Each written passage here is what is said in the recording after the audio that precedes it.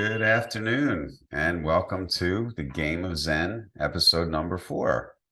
My name is Scott Berman, checking in here from Philadelphia, PA, and I'm here with my good buddy, Paul Giodo Augustinelli, a Zen teacher and entrepreneur. So the Game of Zen podcast plays at the intersection of professional, personal, and spiritual growth. Paul is a Zen master with a long entrepreneurial career, and I am an early stage venture fund operator with a strong Zen practice. We're going to explore how the life teachings and mindfulness practices of Zen can help us dramatically expand our possibilities for wholehearted work, life, and play. What's up, Paul? How's it going today? Hey, it's going good. I'm here in Boulder, just moved back from Bozeman about a week ago, and I'm getting ready to jump into a 2-day meditation retreat with my Zen Sangha here in Boulder. We start tonight. So I'm really looking forward to that. Oh, that's awesome. That's really cool, man. Well, we're gonna dive into an episode here, and in our first episode, we talked about we started talking about the noble truths. We talked about the first one, which life is suffering, and we all experience it. We're focused this episode on the second noble truth. What are the causes of suffering? What is going on in our lives that is causing us difficulty in our relationship and business and personal lives? So, Paul, can you sort of frame the conversation and how we're going to work through this second noble truth? Yeah, sure enough. Don't we want to know, right, Scott? Don't we Mhm. want to know what's the problem? How can we fix it and feel better? Well, we talked a couple weeks ago about what really is suffering, what the Buddha meant by it and how we can feel into it. And we talked about how suffering is kind of a sense of insufficiency. There's something, not right, out of joint. We're not okay, not a basic not okayness with our condition, with our present moment. So the Buddha, being this amazing psychological scientist that he was, just looking deeply into his own mind, was able to see what is it that created that sense of insufficiency, and what he kind of shared, the way he taught that the cause of that feeling, it was from what he called attachment. Okay, attachment. Now, that word has been misunderstood for decades by a lot of people as it was translated into English. And a lot of people felt like it meant, well, you're not supposed to care about anything. You're not to be attached to something. And so you shouldn't be ruffled by being overly concerned with anything. And that's completely wrong. That's a completely wrong understanding of what attachment. What the Buddha meant caused our suffering is manifested in three kinds of drives: craving something that we don't have, needing something that we don't have in order to be okay; aversion, pushing away something that's currently present within our life or our experience and pushing that away because we're not okay as long as that thing is here. And that thing can be a person, it can be a feeling, it can be a quality of the field, whatever it may be, right? We can be averse to. And then the third way in which attachment manifests, this source of suffering manifests, is as ignorance. And you could say that ignorance has a spectrum to it, from um, you just really are missing something. Okay, you're completely missing it, to you're avoiding it, or you're denying it, or you're kind of actively turning away from it. Okay, it can get more and more willful. In the same way that the other manifestations of suffering also have a kind of a spectrum to them, right? Craving, you can have just a desire for something, a preference for something, all the way to an addiction to something where your whole life is a train wreck because you need something in order to be okay. Aversion has a spectrum too. You can sort of have a preference against certain things, all the way up to you have a real charged ill will and hatred that you not only do you want that thing to go away, you want it to go extinct. You want to just destroy them. So that's the basic landscape of attachment and the causes of suffering. I think, and that was great. And by the way, I love psychological scientists, the Hmm. Buddha. That sounds like a book title. It's great. Mm. So I think what's cool is that what's really interesting is that how this applies to life and work. And we're going to focus on this theme a lot throughout our podcast. And so there's plenty of times when I'm in a personal relationship or a business situation where craving, needing, aversion come up. And as I've advanced my practice, I've learned to recognize it. Part of the key is to understand where these feelings are coming from: greed, anger, hate, jealousy, and those are, and the more that I've learned that those things are causing me suffering, I can identify it quickly and move past it. So talk about like how, just understanding of that process is really beneficial to lead you to, enlightenment. Yeah, that's absolutely right. Is that these are subconscious processes for the most part, and it's very difficult to change, or work with your subconscious processes, and then you tend to get controlled by them, right? So bringing them to consciousness is the first step of really working with them and releasing your control. And it usually takes more than just bringing them to consciousness. You have to actively work with them, but it's essential to bring them to consciousness.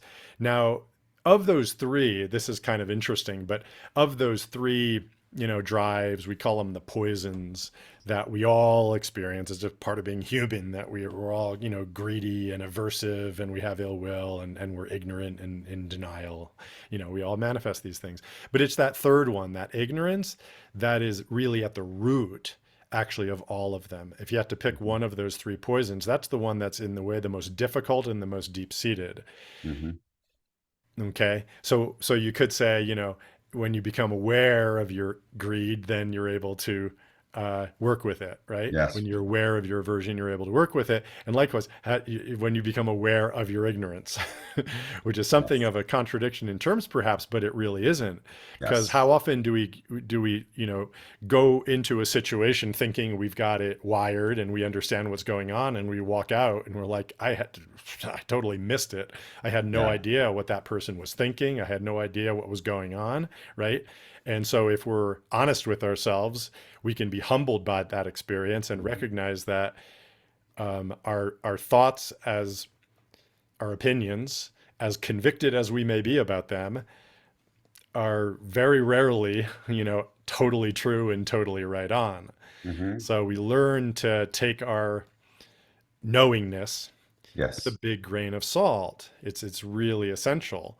And of Yes. course, as those, everybody can kind of, recognize that the more you know, the more you don't know, right? There's Yes. that great image of, like, if you think of everything you know is like a sphere, and Yes. what you don't know is like the space around the sphere. Yes. Well, as that sphere grows, Yeah. there's more surface area of the sphere, which means there's more contact with the unknown out Yes. there. That image always resonated with me. So, Yeah, that reminds me of I love this Donald Rumsfeld quote. Remember this, there are known knowns, then there are known unknowns, and then there are unknown unknowns. right. That's And right. of course, he was talking about defense and military stuff, and we're talking about our heads, Yeah. Well, which it is was the fog cool. of war, right? That was all Yeah, about the fog of war. And, we're yeah. kind of in something of that fog. I actually remember though thinking about it, like, yeah, in my life, there's things that I think I know, and this is good business lesson too here. And I think one thing we're going to try and do too is bring up practical examples of things that have happened to us. And I'll bring up one, and then maybe you can, Paul, about how like there's something that I thought I knew was going one way, and then it didn't, and it caused suffering. And it was a business situation. I was working as a consultant, trying to negotiate with a team, and I was trying to figure out to work with these folks. It was a really bad situation with one of the employees. It was really inappropriate, and I got angry on a phone call, and I don't like getting angry too much. And I realized quickly that I couldn't work with this company. And so it caused me suffering for a couple days at least. And I started thinking about like, man, I thought that this was like a really good situation for me, and now it's all not good. And how do I, how do I deal with that? And I recognized it very quickly. I think this is where this work that we're doing and the trainees come in, because I quickly shifted and I said, you know what? This is causing me suffering, and I did a lot of meditation on it. And I thought about why I was wrong Mm. about it. And I admitted to myself, boy, I was wrong about this situation. I'm going to move on to something else. And I got, and it really, in the past, in my past business life, that would have lingered with me for a longer period of time. And so I was able to use the practice to move on and put it in behind me. So I think that's, a good recent story. Do you have anything that happened lately, or? I want to reflect on the one that you gave and Yeah. kind of point out that these three sort of poisons sort of work in tandem with each other. So it's like, in a situation like you had, you might have a real strong craving, you could say, for say, financial income, right? So that's something that's going to draw you to work with these people. I don't know if this applied in the situation you had, but in a similar one, you really want the money, the income, which could then cause you to turn away from some of the things that you're hearing, right? So now it's reinforcing your ignorance, and they can actually all work together in such a way. But the way that you worked with it is great, because as you start to sort of tease it out, as you open up one, then you start to see the others, and it can very quickly, you can find yourself in integrity and see like, okay, I don't need this money. These people are acting out of integrity, and your path forward becomes very clear very quickly. I guess the thing that resonates for me is the one's ideas around product design. I'm coming out of a startup, venture, and I've done several startup ventures in the past. And when you do that, you have to make a bet on a certain, say, product market fit, a certain design for your product. And it's a real balance to, commit to something with a certain kind of knowingness around who you think your target market is and what you think they need, with some conviction around the value that you're bringing. But how many pivots have been needed over the Yeah. years? Just it's usual, it's common that people need to pivot. Mhm. So that recognizing what you don't know about your own product market fit is absolutely essential. And the history of certainly startup ventures and probably other businesses over the decades is littered with the tales of people who just held fast to Yes. their idea of their design, which Mhm. wasn't ultimately successful. But fortunately, we're in kind of a market economy where the market's going to tell you whether it works or not. Yeah. I think in those two examples, actually, it's very good entrepreneurial like lessons there, because Yeah. one thing, product and what you're building is super important, and so are the people that are around you are super important. And I think that, this happens away from business too, where, so let's talk about how some of these things like craving and aversion happen in your personal life, and how does that apply to your family, and how does it, is it the same? Do you use the same skill sets to move past those things? Like, what do you think about that? Yeah, I mean, great question. And my answer is yes, it is the same, because it's the same dynamic inside, and you use the same skills to deal with them. I mean, anybody who's in a relationship knows that, one's own preferences just get real stimulated. I mean, I crave certain things from my wife. I want her to be a certain way. I want her to give me certain things, a level of companionship, a level of concord, a level of intimacy. I have things that I really want from her. And when I don't get them, I get mad. I have a Mhm. reaction to not getting them. Obviously, the aversive side is there Mhm. too. There's things that she does that I don't want. I don't want to, face her manifestation, say, of irritation or whatever it may be. And I have to watch my reaction, which initially, for me, we we tend to, have miniature versions of trauma responses to all of these things, meaning fight, flight, freeze, and fawn, right? Those are the four main responses to trauma, writ large when we're talking about trauma, but writ small when we're talking about Hmm. these poisons, right? So we can go into paralysis, withdrawal, okay, Hmm. submission, anger when when the situation isn't what we want it to be. Hmm. um and so the practice is to notice those reactions, and then to come to be fully present with what's going on. And when you make that shift Hmm. to being honest with what's happening within yourself, then you can articulate that, and hope if you have a conscious relationship with your partner, then you can actually share that, and there's something workable there. But that's how it works. Yeah, I think it's interesting. It happens that no matter what your situation is, and mine is actually the opposite of yours because I'm divorced and I've been divorced for many years. And sometimes the craving and the needing is to have somebody and have someone in my life that I could spend quality time with. And I know there's other things that happen with fighting and men. My friends complain about their wives a lot, but they also say really nice things about their wives, and it's like, so sometimes, like, I think about, if, for example, during COVID, actually, I was home a lot by myself and I was craving something, some, inner social interaction, female, male, whatever, just like I wanted to hang out with people more. And it caused suffering, like luckily I started reading a lot of books and met up with you and started learning a lot. But there was that time period where I was really wanting more interaction with people. And I had to move past it because I realized that it was causing me problems. And I think that I like to think that while I was learning all this stuff, I was applying it the next day. And so that's actually another good point about all of this stuff, is that you could put it into play very quickly. We're developing skills and moves to be in flow with your team and your teammates all the time. And so I think, Paul, like, talk about implementing the changes. Once you start to learn and recognize this stuff, how quickly and easily can you apply it to your daily life?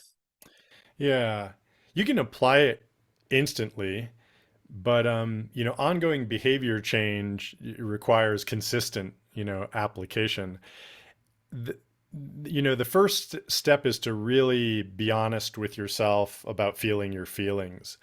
So like I like your example of, feeling lonely because you're not getting the contact that you're wanting, right? So in the personal sphere, this is really common, right? And I was very lonely before I got married, before I met my wife. Um, but that statement is just an initial descriptive statement, right? We can say, I'm lonely. Well, you have to go into the feeling of what that means. You can't just define yourself as lonely. You have to say, well, what's going on there? Well, you're craving a contact which you don't have right now. Okay, so that's great. If you can stay with that feeling, Mhm. stay with it. Oh, I really yearn for contact, and actually be at some level okay with that, you're now on the path to, really responding with your life in a wholehearted way to that condition, as opposed to developing these sort of defense mechanisms around the feeling of loneliness. And that's where the suffering is created, when we're actually, our behaviors and our relationships patterns get developed in order to keep us from feeling those Mhm. feelings, right? Yes. So that's the work. So really, you can see how, say, in a business context, um, I mean, maybe some charged, conversation comes up with your executives or your leaders around a budgetary consideration, right? Now, underneath something like that is going to be fear Mhm. of running out of money. It could even be an existential fear that the company is going to go sideways or down if you make the wrong decision about some, move, right? The reason, or I should say, what's fueling the anger and the charge of that conversation is the fear. And a lot of Yes. times we deny the fear. We might at some level say, yeah, I'm afraid of that and this is why I'm right. And you go right into fixing the fear. You've got to Mhm. feel the fear. Yeah. You got to feel it and own it and acknowledge it. And then, you're kind of until you do that, you've kind of flipped your lid in a way. You've got this Mhm. little temporary insanity going on. But when Mhm. you really own it and feel it, now you've got some wholeheartedness and whole-mindedness and sanity to move forward.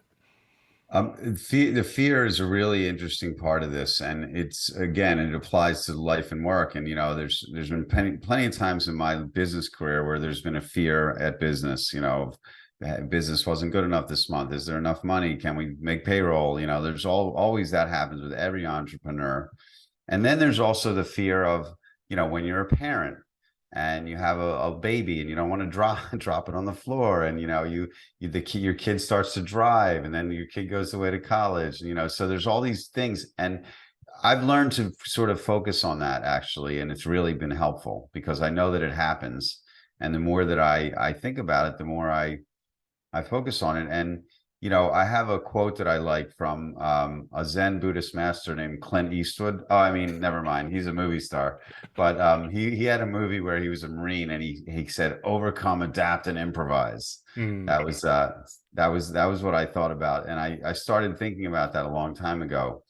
And it's something that happens whenever these feelings come up in me.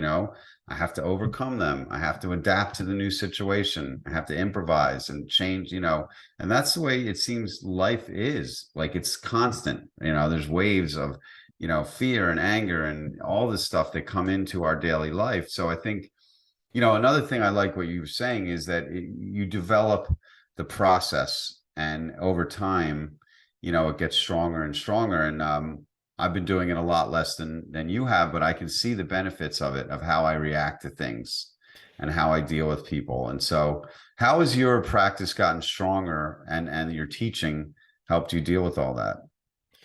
um, yeah, I mean, with practice comes, more and more awareness.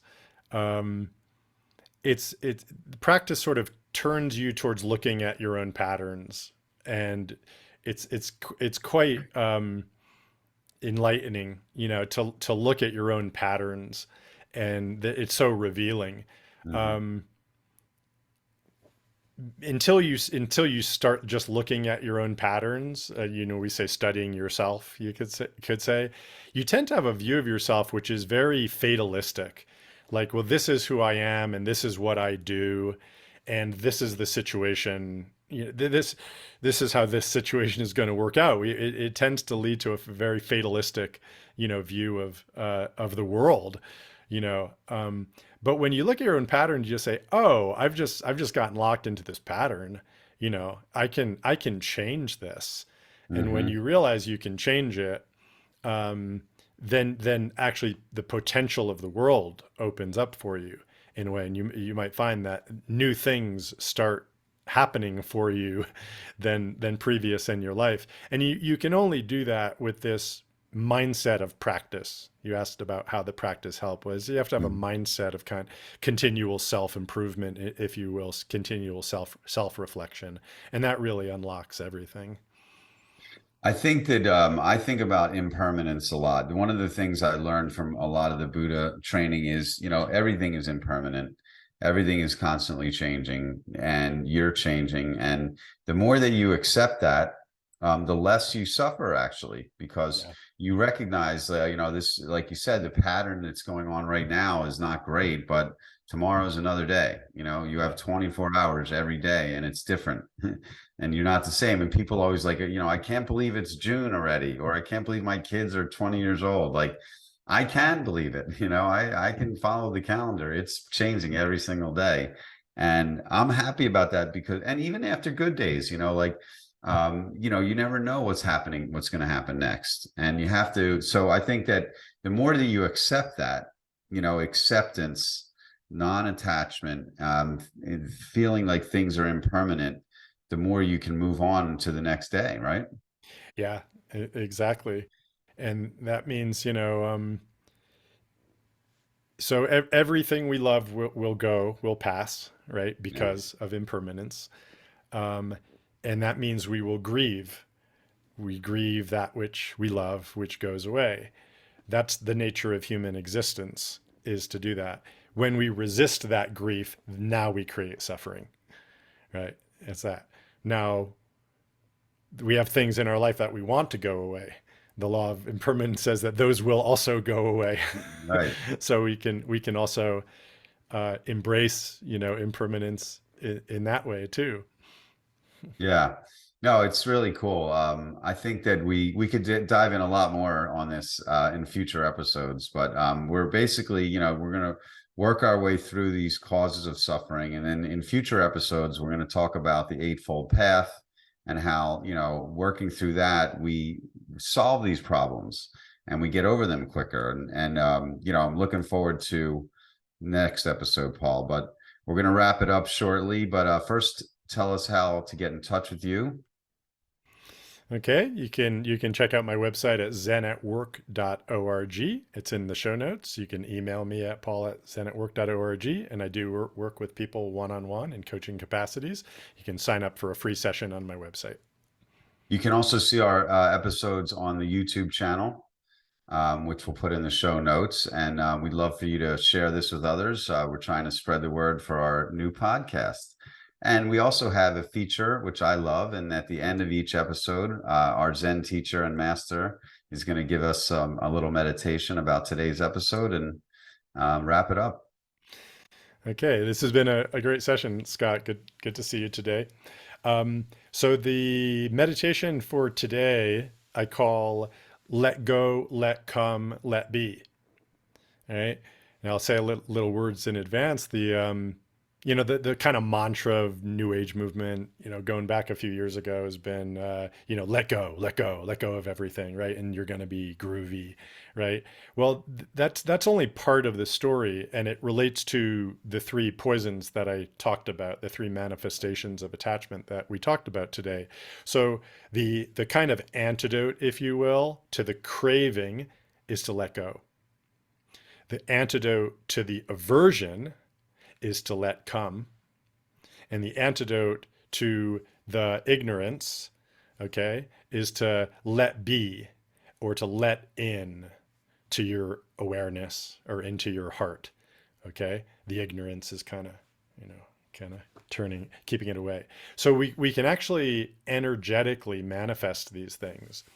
So for let go, first, clench your fists really strongly, so much so that it hurts, because craving does hurt. You feel that craving, that clutching, that holding. And now, let go. Release your fingers, open the fists. Just feel what that feels like.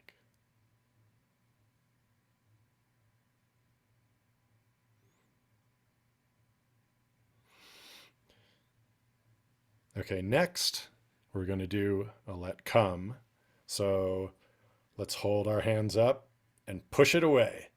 Push it away. No, get out of here. Get out, Mm. out, out, out, out. Feel that energy. Out, out. Don't want it. Get away, get away, get away. Let come. Turn the palms around. Invite in. Invite in.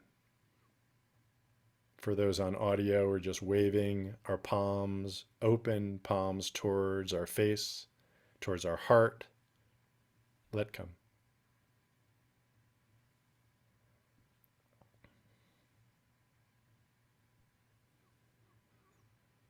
Unconditional. Let it in.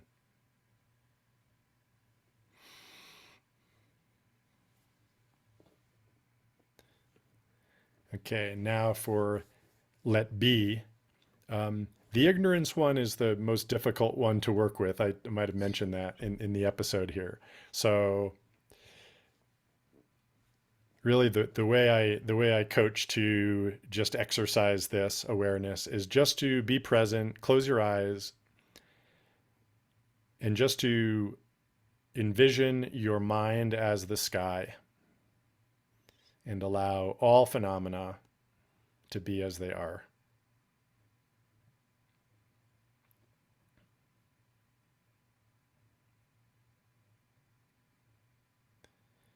You can direct your mind out to friends and family in your circle, visualize them, and just recognize their existence and allow them to be as they are.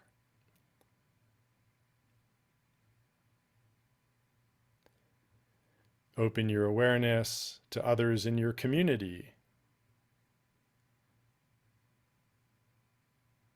Recognize their existence. Allow them to be as they are.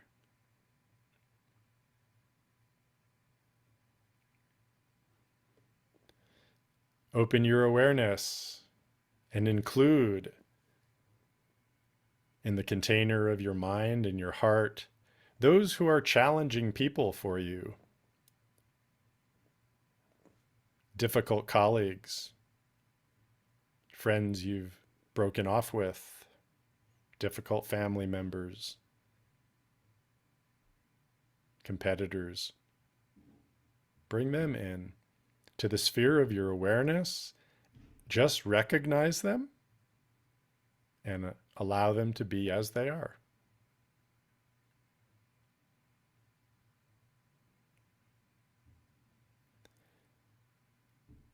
And then finally, extend your awareness to those who you don't think too much about. Maybe it's the bank tellers. Maybe it's the homeless. Maybe it's those in the neighborhood next door. Maybe it's those in another state or another country.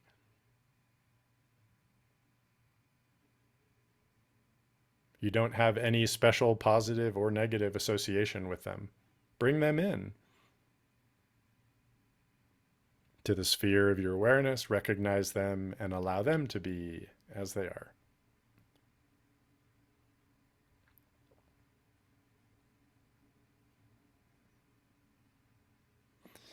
And with this, we'll close the meditation. So it's common that the last part of that, like bringing the people that you don't really think about too much or you don't have a charge, it's harder to bring them into your awareness than it is the people who you have a conflict with. Yep. Isn't it? Yes, that was excellent, Paul. Thank Yeah. you. Okay.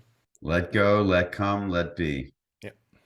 That's fantastic. Thank you so much. This was a great episode.